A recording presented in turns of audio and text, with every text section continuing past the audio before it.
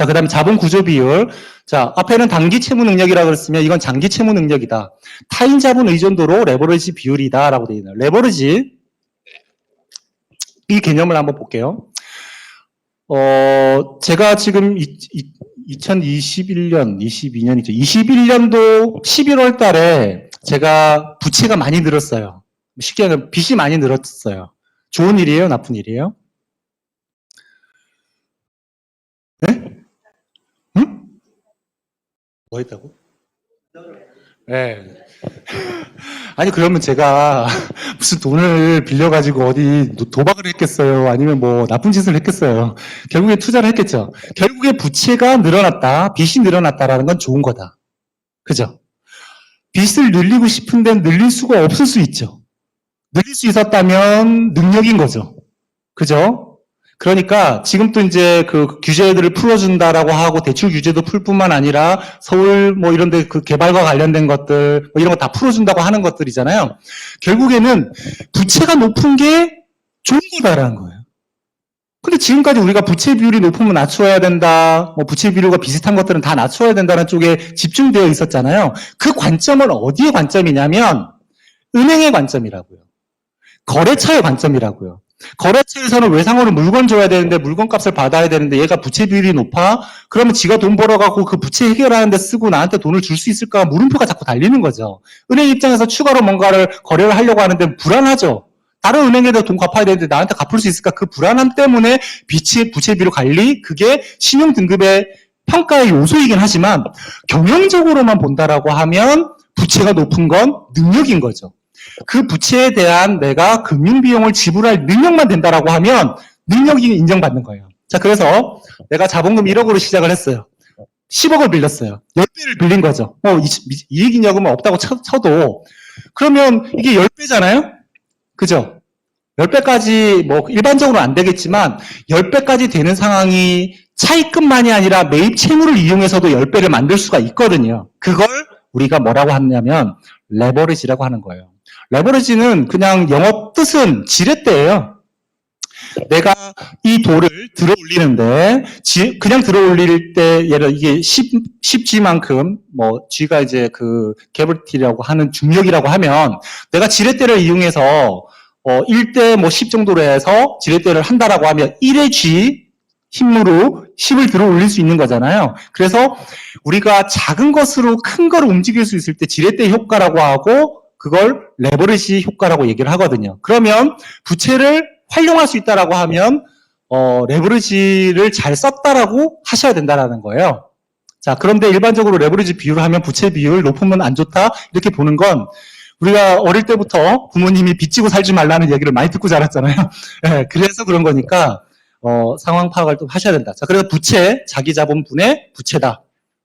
앞에 숫자를 갖고 와서 보니까 26이다, 24다. 생각보다 이 회사는 부채 비율이 상당히 낮은 상황이네요. 그죠? 부채 비율은 그럼 몇 퍼센트까지가 가능하냐?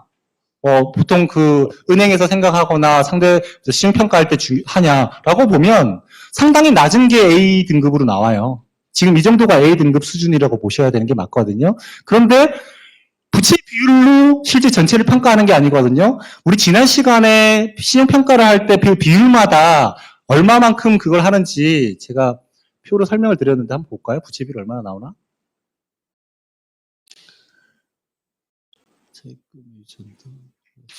당좌 비율 정도로 보고 이게 55. 당좌 비율, 유동 비율 해봤자 6에서 합쳐봤자 뭐 자기 자본 비율 5 이렇게 돼요. 그러면 부채 비율과 관련된 게 한 맥시멈 해도 10? 그죠? 10점 정도? 네, 10점 정도밖에 안 돼요. 그러니까 부채 비율 하나로 보는 게 아니다. 부채 비율이 높다 하더라도 결국에는 자산의 회전율이나 수익성 부분이 높다라고 하면 그걸 다 메꿀 수 있죠. 또 부채와 관련돼서는 이자 보상 배수가 최소한 2 이상이 넘어가서 3 이상 넘어가면 안정적이고 5 이상 넘어간다면 아무 걱정도 안 하고 사실은 부채는 계속해서 유입이 될 수 있는 상황인 거예요. 자, 그래서 부채 비율은 그렇게 이해를 하시고, 자, 자기 자본 비율은 그 반대죠. 자기 자본과 관련된 거예요.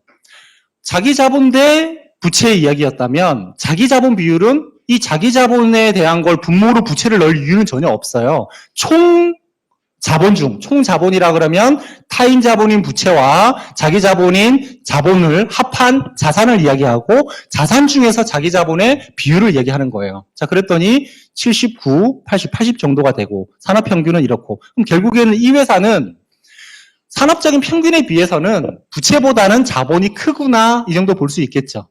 그죠? 이 자본은 크다라고 하면 회사 업력이 좀 오래됐고 미처분여금이 많이 쌓여 있을 확률이 더 높아요. 예. 우리 쪽 뭐 한 10년 전부터 우리가 배당을 해야 된다, 차등 배당을 이야기하고 막 하면서 배당이 많이 이루어졌지. 그전에는 뭐 10개 회사 가도 아니면 10개 회사가 뭐예요? 한 50개 회사를 가도 배당 한 번 안 하는 회사가 거의 대부분이었어요. 그게 다 쌓여 있었던 거거든요. 쌓여 있는 거를 회사를 정리할 때 청산소득세를 과다하게 내야 되거나 상속을 해야 될 때 비상장 주식 가치를 너무 높여가지고 상속세가 많이 나오는 상황이 발생됐던 것들을 우리가 좀 정리해 나갔던 거거든요. 그렇다 해도 미처분여금이 자산에 어떻게 보면 유형자산이나 부동산이나 이런 것들 많이 쌓여 있다라고 하면 사실은 줄일 수 있는 방법은 없죠. 그죠? 자, 그래서 자기자본 비율은 총 자본분의 자기자본인데 80% 정도 된다. 이 회사는. 자, 그 다음에 비유동 비율은 비유동자산 자기자본으로 되어 있어요. 비유동 비율은 어떤 의미가 있을까? 우리가 자산을 구성해서 그 자산을 잘 효율적으로 운영하는 게 경영이고 그 경영자의 역할이라고 했는데 유동자산은 우리가 어쨌든 사업을 해서 굴리는 과정이라고 한다면 비유동자산은 얘네들을 생산하거나 운영하기 위한 바탕이 되는 거죠. 제조업이면 공장 같은 거, 그 공장 안에 있는 기계 설비들이겠고 꼭 그런 게 아니더라도 부동산은 있을 수 있잖아요. 제조업이 아니라 하더라도 그 부분인데 이 부분과 장기 부채하고 비교를 해보든지 아니면 이 부분과 자기 자본하고 좀 비교를 해볼 거예요. 그러면 그전에도 설명을 했었는데 자기 자본이라고 하는 것 자체는 장기 자본이에요. 내가 1억이라는 자본금을 넣었는데 그 1억이라는 자본금은 언제 회수할 거예요? 회사 문 닫을 때 회수할 생각이지 중간에는 웬만하면 회수를 잘 안 해요. 최근에 여러분들 하시는 컨셉 보면 CEO 소각이라 그래서 자본금 감자가 있는데 그거야. 나머지 밑에 자본금 밑에 있는 이익잉여금이 상당히 많이 있으니까 자본금 줄어든다 해도 전체 자본이 많이 차이가 안 나니까 세금을 세이브하기 위해서 일부 가져온 거에 불과하지 일반적으로는 자본금을 건드리지 않죠. 그죠? 그러니 장기 자본이에요. 파이낸싱에서 장기 파이낸싱. 그러면 부채 중에서도 장기 파이낸싱이 비유동 부채 쪽. 그죠? 그 다음에 위에 있는 부분에는 유동 부채가 있겠죠? 그럼 장기 자산하고 링크가 되는 건 장기 파이낸싱하고 연관돼야 되는데 그걸 자본 쪽에서 볼 거냐, 부채 쪽에서 볼 거냐, 두 개를 다 합쳐서 볼 거냐에 대한 비율을 보고 있는 거다. 왜 그럴까? 내가 장기 자본인데 타인 자본이에요? 어차피 장기라고 하더라도 1년 이상이고 그때는 줘야 되는 돈이죠. 돈을 주기 위해서는 어쨌든 이 자산을 매각해야 될 수 있죠. 자, 그 다음에 밑에 있는 자기 자본은 내가 굳이 안 가져가겠다라고 하면 계속 유지가 될 수 있죠. 아주 오랫동안 묶어놓을 수 있는 자본금이죠. 자본인 거죠. 그렇게 놓고 비율을 한번 보실 필요가 있어요. 자, 그러면 비유동 비율은 비유동 자산, 방금 얘기했었던 이쪽에 있는 거를 자기 자본으로 나눈 거예요. 자, 했더니 94. 별 차이가, 당연히 이거는 크게 몇 년마다 차이가 별로 없을 수 있어요. 그쵸? 여기 자기 자본도 크게 안 변할 거고 비유동 자산도 크게 투자를 하거나 아니면 폐쇄시키지 않은 이상에는 차이가 없을 수 있으니까 94 정도로 유지가 되고 있어요. 산업평균은 110 전후로 유지가 되고 있네요. 자, 그러면 어떤 느낌이 드냐면 일반적인 산업평균에 비해서는 좀 더 낮아요. 이 회사는. 자기 자본보다 유동 자산이 좀 더 낮아요. 앞에서 봤었을 때 유동 비율이 산업평균에 비해서 높았어요. 그죠? 총 자산 중에 그러면 결국이 어떤 느낌이냐면 위에 있는 유동 자산이 비유동 자산에 비해서 산업적인 기준에 비해서는 유동 자산 쪽이 조금 더 많은 느낌이구나. 그렇기 때문에 반대 개념으로 나오겠다. 이렇게 생각하실 수 있죠.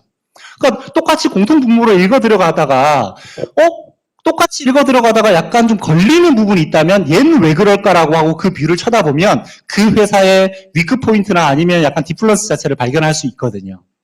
자, 그래서 비유동부들. 그 다음에 비유동 장기적 합률은 비유동 자산인데 자기 자본과 비유동 부채를 한 거예요. 자, 방금 말씀드렸죠? 내가 비유동 자산은 장기 자산인데 장기 자산을 구성하기 위한 파이낸싱으로는 장기 파이낸싱이어야 한다. 그 장기 파이낸싱은 타인 자본이면 당연히 비유동 부채. 그 다음에 자기 자본인 파이낸싱, 장기 파이낸싱. 그죠? 그 장기 파이낸싱한 기준에서 될 거다는 거죠. 그럼 89하고 90이에요. 산업평균은 90, 95네요. 자, 어쨌든 90 전후예요. 자, 그러면 이게 어느 정도가 맞을까 생각을 한번 해보세요. 100이 넘어가면 어떨 것 같아요?